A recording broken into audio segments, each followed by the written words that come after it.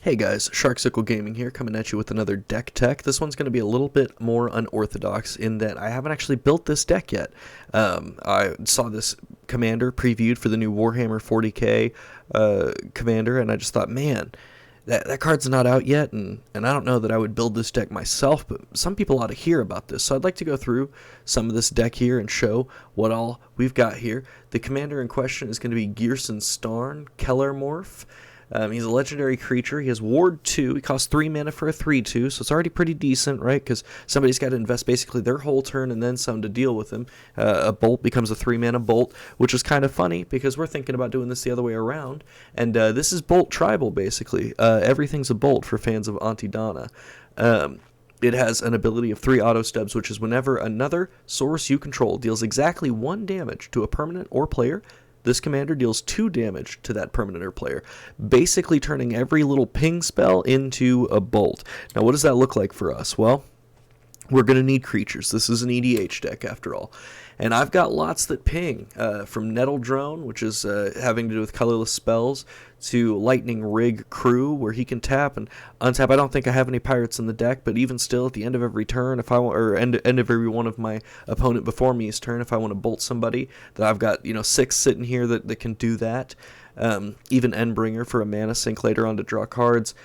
Spear Spewer, each opponent for Lobber Crew, and that one can actually untap some. Witty Roastmaster, each opponent. Prodigal Pyromaster once, and then I put Nettle Drone on here twice. That's a goof, but boy, is that card fun.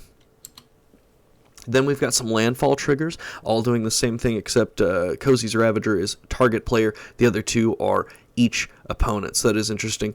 It is also interesting to know, you don't know that you want a fetch land, because it'll ping you for 3.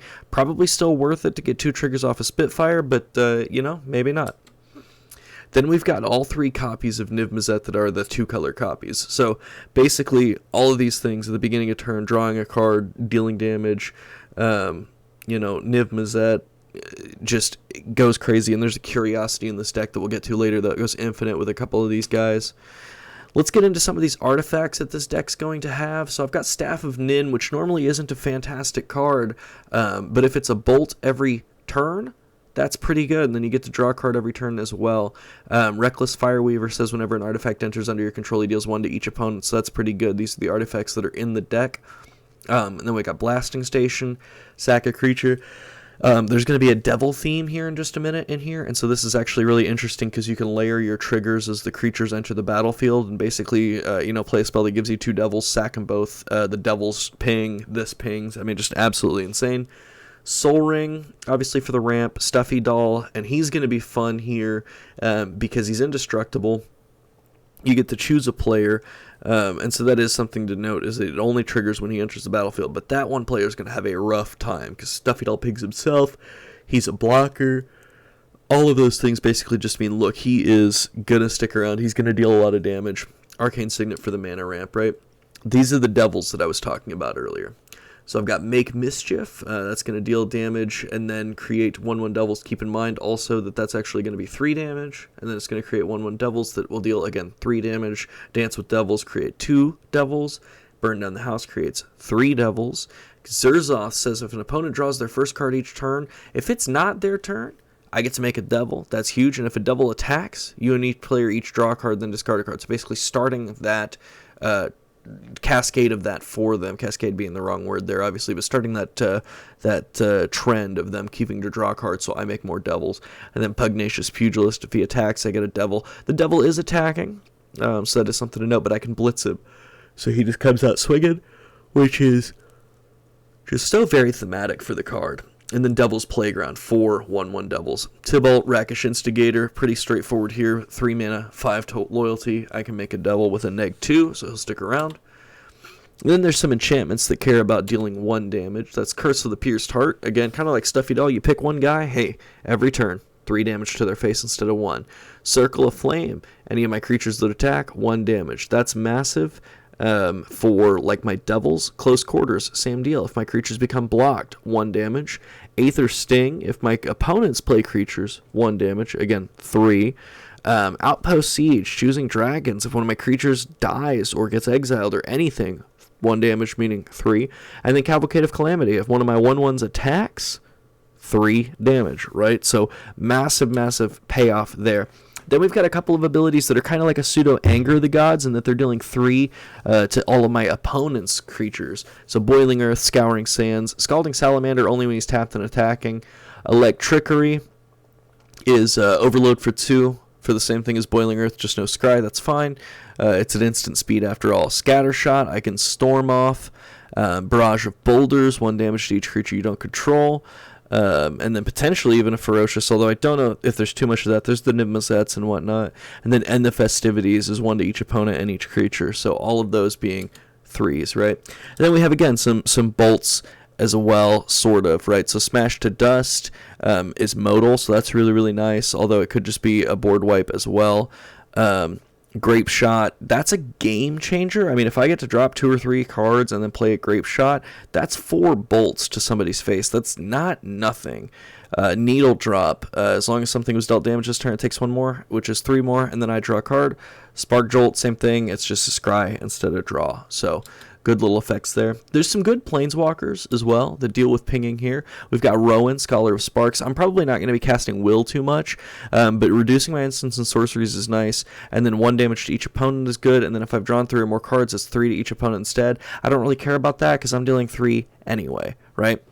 Ral, Storm Conduits, 4 mana for a 4. When I cast or copy an instant, he deals 1 damage to target opponent or planeswalker. I can plus to scry, or I can minus to copy. Let's say I neg the Grape Shot, right? So Archon Dragonsoul is probably the most busted.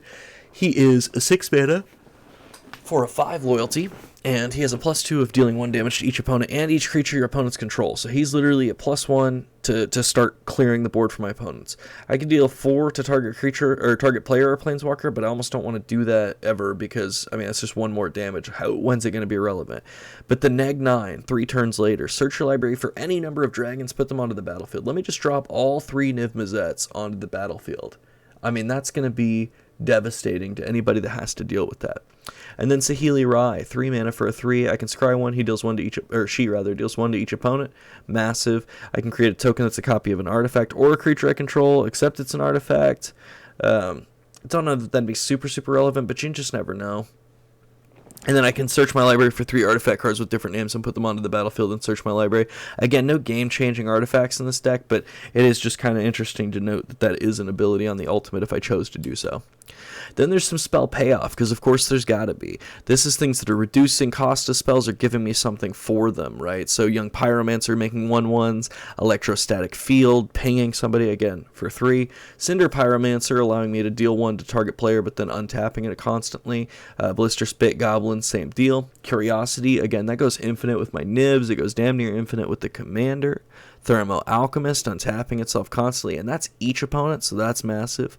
Goblin Electromancer, reducing cast of spells. Archmage Emeritus, drawing me cards off of there. Rock Slide Sorcerer, I've got plenty of wizards in the deck, trust me. So 1 damage to any target's massive.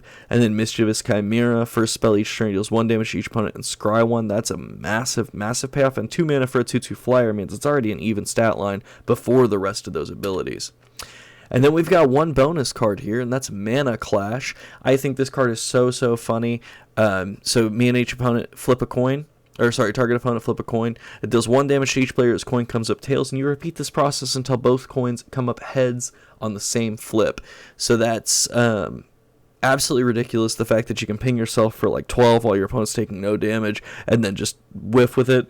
So funny to me, but I just thought that, man, if there's ever a card that embodied ping and how ridiculous and wild this deck list was, I'd have to run it in mine, right? That's everything, guys.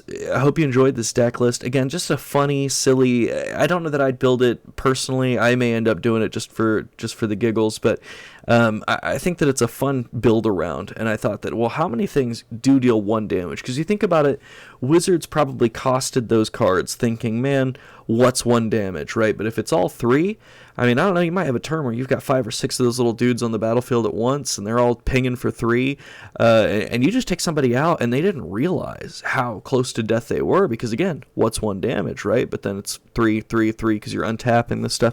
I really think that it has some potential here. Don't forget to like, comment, subscribe. If you have any questions or have any more commanders that you want to see me build deck techs to, I think I'm going to start doing this more often, where I'm doing deck techs for decks that I don't personally own. I've already got like 11 commander decks, and so I think I'm going to slow down on building them personally, but I just can't stop with the ideas whenever I see a cool commander get spoiled or released like this, or if somebody suggests one to me. So please feel free to leave that down there, and take a look at these deck techs that I've already done here in the past if you want to see some more of those. Thank you guys so much. Enjoy your day.